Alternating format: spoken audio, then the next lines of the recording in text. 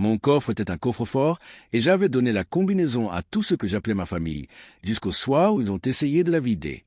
Je me tenais dans mon nouvel appartement, le portable de ma fille tournant doucement dans le noir, et j'ai réalisé que je me forgerais une vie qu'ils pensaient pouvoir voler.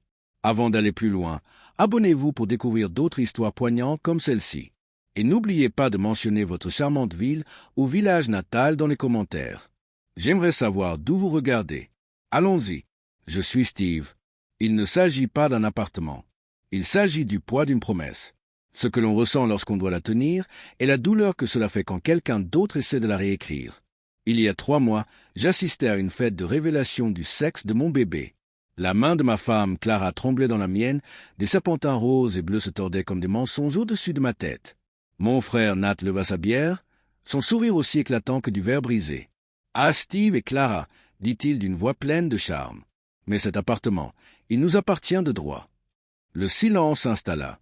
Ma mère, Ruth, se pencha, ses boucles d'oreilles scintillantes. « On emménagera quand le bébé sera là. C'est comme ça que ça doit être. » Clara eut un souffle coupé. Ma mâchoire se serra, mais je forçai un sourire car mon téléphone vibra. Un SMS d'un numéro inconnu. « Reste calme.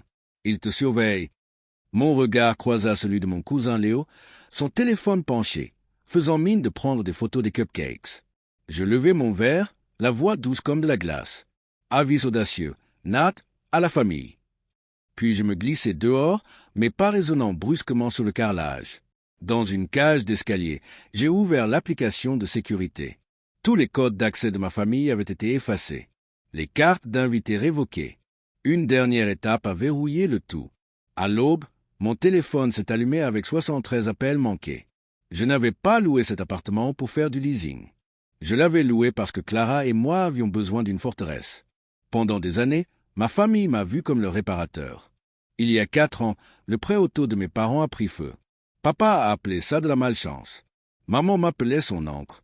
J'ai couvert les paiements. 1, 2, puis l'assurance. Nat avait besoin d'argent pour le loyer, puis pour une facture de téléphone, puis pour une petite escapade. Il a juré de rembourser. J'ai fait des doubles journées, mangé des restes, dit à Clara que ça allait bientôt s'arrêter. Elle m'a demandé de fixer des limites. Je lui ai promis de le faire. L'élite. Quand la cabane de mon oncle a été vendue, maman a suggéré d'en acheter une partie pour les enfants. Puis elle a dit que Nat devrait en prendre plus, car il en aurait besoin plus tôt. Pendant ce temps, Clara et moi vidions nos économies en frais d'adoption, sans rien dire. Quand la vente a été conclue, m'a pas été une tape dans le dos, alors j'ai fait en sorte que ça se réalise. J'ai gratté chaque dollar, trouvé un appartement à rénover dans un immeuble miteux, négocié le bail. Clara et moi avons signé, emménagé avec des chaises de friperie, et j'ai passé des week-ends à rafistoler les murs, refaire les prises électriques, récurer les sols. Mes mains craquaient, mes épaules hurlaient. Mais c'était à nous. Une fois installés, maman est restée près de la fenêtre et a dit « On dirait que c'est notre chez nous ». J'ai balayé la situation d'un revers de la main. Grosse erreur. Le cul s'est aggravé. Papa avait besoin d'un pont pour son forfait téléphonique. Jamais remboursé. Maman voulait de l'argent pour une facture de vétérinaire. Nat a supplié un acompte après avoir quitté son ancien logement pour un nouveau départ. Je l'ai payé pour l'empêcher de squatter chez mes parents, ce qui a provoqué un autre désordre à nettoyer.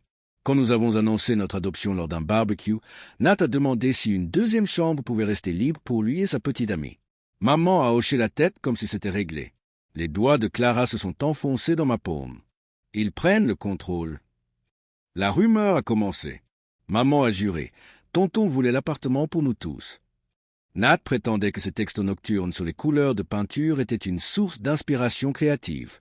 Chaque fois que je refusais l'argent, les clés, ça devenait moche. Tu es différent maintenant. Maman disait que ce bail te rendait froid. Nat est arrivé avec un tableur, date d'emménagement, placard, notre canapé et nos rangements. Je l'ai fermé. Il m'a traité d'égoïste. Maman m'a envoyé un message. Il a des difficultés. Prends ton envol. Puis Clara a reçu un texto d'un cousin. Ils disent que tu as piraté l'avenir de la famille. Les captures d'écran s'accumulaient. Il a triché sur le bail. Cet appartement est à nous. Je l'ai envoyé à un ami avocat qui m'a dit « Enregistrez tout ». J'ai ajouté des caméras. J'ai réinitialisé le système de cartes magnétiques. J'ai supprimé leur ancien identifiant. Nat a dit que c'était une gifle. Papa a dit « Ne coupe pas les ponts, Tu en auras besoin. Clara sanglotait sur le parking, se demandant si notre fille grandirait dans une maison où les serrures ne signifiaient rien. Leur révélation du sexe était un piège. Le toast de Nat n'était pas improvisé. Il était préparé. Il voulait que je prenne des photos pour me dépeindre comme une personne dérangée, pour justifier la prise de l'appartement pour le bien du bébé. Je n'ai pas bronché. J'ai souri, j'ai réinitialisé les codes et j'ai joué mon jeu. J'ai vendu un petit garde-meuble que mon oncle m'avait laissé, dont ils ignoraient l'existence. Je l'ai utilisé pour régler leur dernière facture de téléphone, puis j'ai bloqué le paiement automatique. Dernier secours, ai-je envoyé par SMS. Plus jamais. Ce soir-là, le pick-up de Nat a bloqué ma place de parking. Il s'est affalé contre, faisant défiler les annonces comme s'il était maître de l'asphalte. Mes parents se tenaient dans ma cuisine, leur manteau sur les épaules, comme s'ils avaient déjà emménagé. À court terme, a dit papa. 8 mois. J'ai ri fort.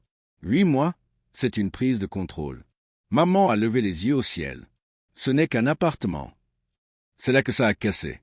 J'ai ouvert la porte, téléphone en main, et j'ai effacé leur carte magnétique sur place. Pas, ai-je dit. Les yeux de Nat se sont écarquillés. Les veines de papa se sont gonflées.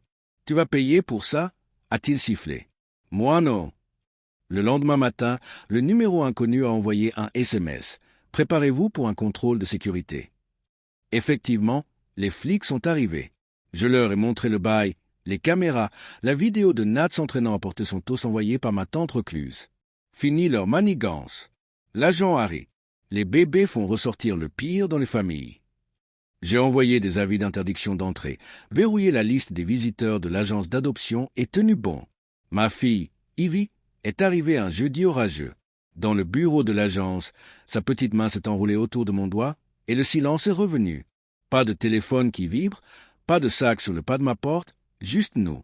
Je ne suis pas le monstre qu'ils ont esquissé, ni le héros que j'ai essayé d'être.